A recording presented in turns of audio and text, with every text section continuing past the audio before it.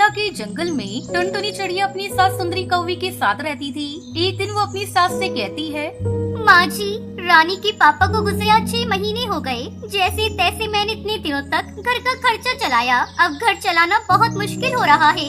अरे करमजली, मेरे घर की ये दुर्दशा तेरे ही कारण हुई है। ना तूने मेरे बेटे से झगड़ा किया होता और ना ही उसने जहर खाया होता।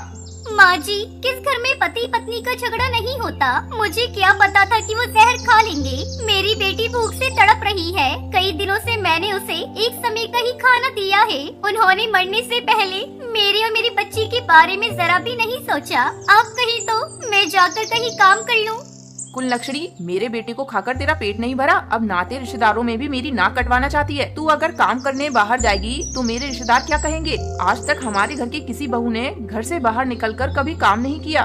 तब तक आप लोग कमेंट में बताएं 500 - 250 कितने होते हैं?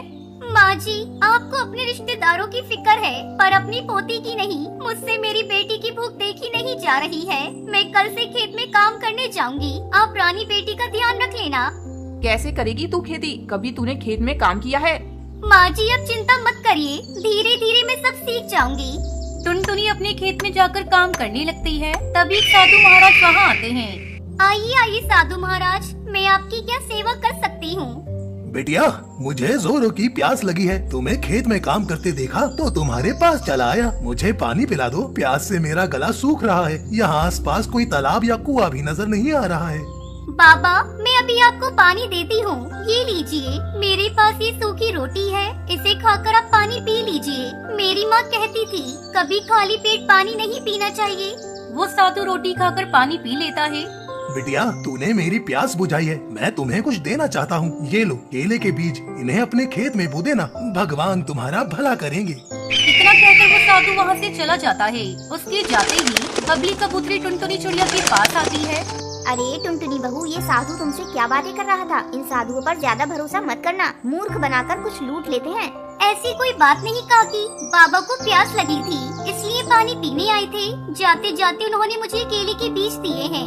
टुनटुनी बहू, तू भी कहाँ इस खेती के चक्कर में पड़ रही है? ऐसा कर, तू अपना खेत मुझे किराए पर दे दे। मैं हर महीने तुझे तेरे खेत का किराया घर पर पहुँचा दूंगी। नहीं काकी, इस खेत पर मेरे पति खेती किया करते थे, अब मैं खेती करूँगी। जैसी तेरी मर्जी, मैं तो तेरी भलाई के लिए ही कह रही थी। अच्छा, अब मैं चलती हूँ।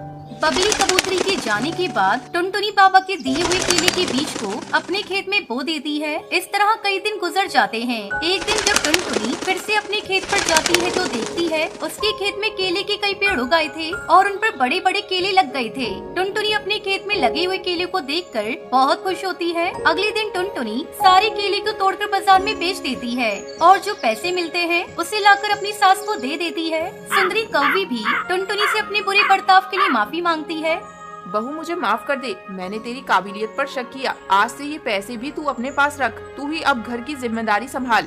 इस तरह टुनटुनी केले की खेती करके खुशी खुशी अपनी सास और बेटी के साथ रहने लगती है। कश्मीर में टुनटुनी चिड़िया अपने पति हरिया किसान के साथ रहती थी। उसके 2 बच्चे थे, बेटे का नाम कालू और बेटी का नाम टोनी था। हरिया तोता अपने खेतों में केले उगाकर बेचा करता था और उससे अपने घर का खर्च चलाता था। कई सालों बाद इस बार हरिया किसान के खेत में केले की अच्छी फसल हुई थी। केले की अच्छी फसल देखकर टुनटुनी चिड़िया अपने पति से कहती है, सुनिए जी, इस बार ऊपर वाले की कृपा से अच्छी फसल हुई है। इन्हें बेचकर जो पैसे मिलेंगे उनसे हम अपना पक्का घर बनाएंगे और अपने बच्चों का भी अच्छे स्कूल में दाखिला करा देंगे। इस बार हमारे सारे सपने पूरे हो जाएंगे।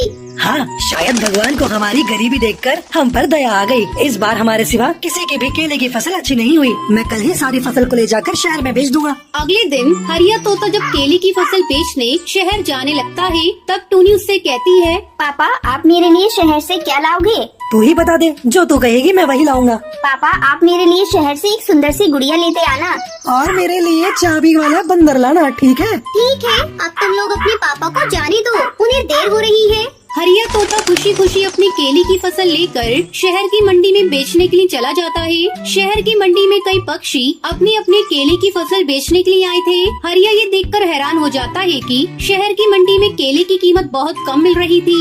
अब मैं क्या करूँ? इस मंडी में केले की कीमत तो बहुत कम है। इतने कम पैसों में हमारा लागत भी नहीं निकलेगा। खाद पानी और हमारी मजदूरी का भी पैसा नहीं मिल रहा। हरिया बिना अपने केले बेचे हुए वापस सारी केले की फसल लेकर घर आ जाता है। ये मैं क्या देख रही हूँ जी? आप तो शहर केले बेचने गए थे, लेकिन आपने केले को बेचा क्यों नहीं? हरिया तोता दुखी मन से सारी बात टुनटुनी चिड़िया को बताता है।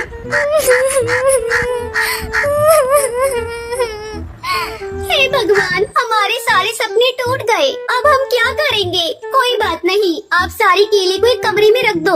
अब से हम लोग इन्हीं केले को खाकर अपना गुजारा करेंगे। इस तरह पूरा परिवार केले खाकर अपने दिन काटने लगी। एक दिन जब टुनटुनी चिड़िया अपनी बेटी को केले खाने को देती है तो टूनी कहती है, क्या माँ, तुम हर दिन हमें केले खाने को देती हो? मुझे आज इन केलों को नहीं खाना। मुझे तो तुम्हारे हाथ की बने हुए केले के चिप्स खाने हैं। हाँ माँ, मैं भी केला चिप्स ही खाऊंगा, वरना भूखा ही रहूंगा। अच्छा बाबा, आज मैं तुम लोगों के लिए केले के चिप्स ही बनाऊंगी। अब खुश? दोनों बच्चे खुश हो जाते हैं। टुनटुनी चिड़िया केले चिप्स बनाने के लिए जाती है। ये क्या? तेल का डब्बा तो बिल्कुल ही खाली है, इसमें तो तेल है ही नहीं। ऐसा करती हूँ, मैं बिना तेल के तवे पर सेक देती हूँ। फिर टुनटुनी केले को बारीक काट कर चिप्स बनाती है। आओ बच्चों, तुम्हारा मनपसंद केला चिप्स तैयार है। दोनों बच्चे केला चिप्स खाते हैं। माँ, आज के केला चिप्स तो पहले से भी ज्यादा स्वादिष्ट है। टुनटुनी भी केला चिप्स खाती है। उसे विश्वास नहीं हो रहा था कि उसने केले की इतनी स्वादिष्ट चिप्स बनाए हैं। वाकई ये चिप्स तो बहुत ही स्वादिष्ट है। ऐसा करती हूँ, मैं कल से ही केले का चिप्स बेचने का काम शुरू कर देती हूँ। हो सकता है इसमें भगवान की कोई इच्छा हो और केले चिप्स बेचकर हम लोग अमीर हो जाएं।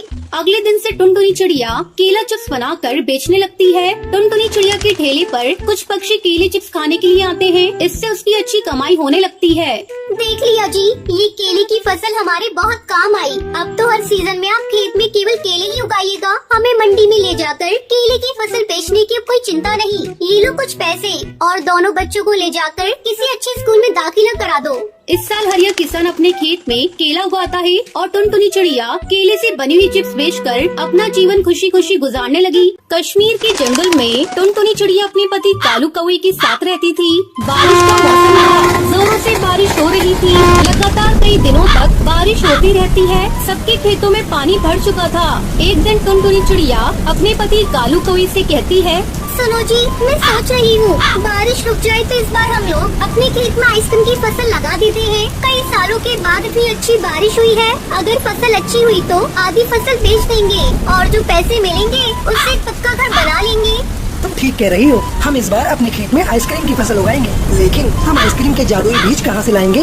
तुम उसकी चिंता मत करो, मैं एक भले जादूगर को जानती हूँ। उसने पिछले ही साल मेरी सहेली टूनी चिड़िया को आइसक्रीम के जादुई बीज दिए थे और उसकी उपज बहुत अच्छी हुई थी। हम भी उन्हीं से बीज लेकर आएंगे और फिर बीज के बराबर जादूगर को आइसक्रीम वापस कर देंगे। दोनों पति पत्नी उस जादूगर की गुफा में जाते हैं।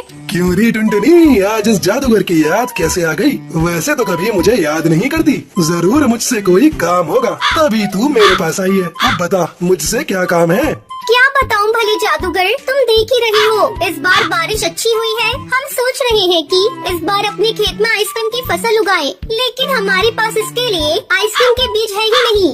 अगर आप मुझे बीज दे देंगे तो आपकी हम पर बहुत बड़ी कृपा होगी। तो ठीक है, लेकिन तू समय पर मेरे बीज के बराबर आइसक्रीम वापस कर देना। ठीक है जादूगर, आप चिंता ना करें। जादूगर टुनटुनी चिड़िया को आइसक्रीम के बीज दे देता है। कालू कौवा और टुनटुनी चिड़िया बीज लेकर वापस घर लौट आते हैं। फिर अगले दिन टुनटुनी चिड़िया अपनी बेटी पिंकी के साथ खेत में बीज को बिखेर देती है। इस तरह कई दिन गुजर जाते हैं। एक दिन टुनटुनी चिड़िया कालू कौवे को खेत में भेजती है। कई दिन हो गए खेत में बीज डाले, जाओ एक बार जाकर देख लो कहीं बीज सूख तो नहीं गए। अगर बीज सूख रहे होंगे तो सिंचाई कर देना। कालू कौवा अपने खेत पर जाता है। वो देखता है सचमुच में सारे बीज सूख रहे थे। अरे ये क्या, ये बीज तो सूख रहे हैं। इससे तो सारी फसल ही खराब हो जाएगी। मुझे कैसे भी करके अपनी फसल की सिंचाई करनी होगी। ऐसा सोचकर कालू कौवा मुखिया के पास जाता है। मुखिया जी, मेरी आइसक्रीम की फसल सूख रही है। अगर आप मुझे पंप दे देते तो मैं अपने खेतों की सिंचाई कर देता। मुखिया कालू कौवे को पंप नहीं देता। अबे चल भाग यहाँ से, मैं तुझे अपना पंप नहीं दे सकता। मुझे भी अपने खेत की सिंचाई करनी है। कालू दुखी होकर अपने खेत पर वापस लौट आता है और किसी तरह पास वाली नदी से पानी लाकर अपने खेत की सिंचाई करता है। कुछ ही दिनों में कालू के खेत में आइसक्रीम की फसल लहराने लगती है। जब ये खबर मुखिया के पास पहुंचती है तो वो जल भुन जाता है और किसी तरह से आइसक्रीम की फसल को बर्बाद करने के लिए योजना बनाने लगता है। उधर टुनटुनी चिड़िया और कालू कौवा भी अपनी फसल पक जाने पर काटने की तैयारी करने लगते हैं। कालू जी, अब अपनी फसल पक चुकी है और इसमें से आइसक्रीम भी निकल आई है। अब इसे हम लोग बाजार में बेच देते हैं। फिर दोनों जल्दी जल्दी अपनी आइसक्रीम को इकट्ठा करते हैं और उसे अपने घर लेकर आते हैं।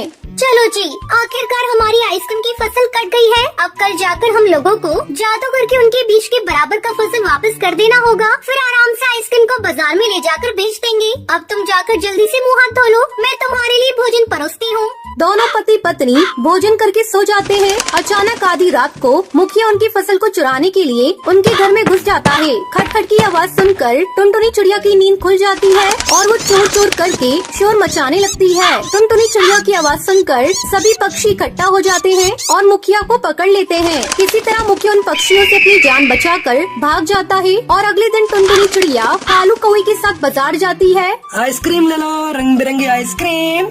खट्टी मीठी आइसक्रीम ले लो, लाल पीली नीली आइसक्रीम ले लो। टुनटुनी मासी, एक लाल आइसक्रीम मुझे भी देना। और इस तरह दोनों पति पत्नी आइसक्रीम बेचकर खूब सारे पैसे कमाते हैं। फिर सभी खुशी खुशी रहने लगते हैं।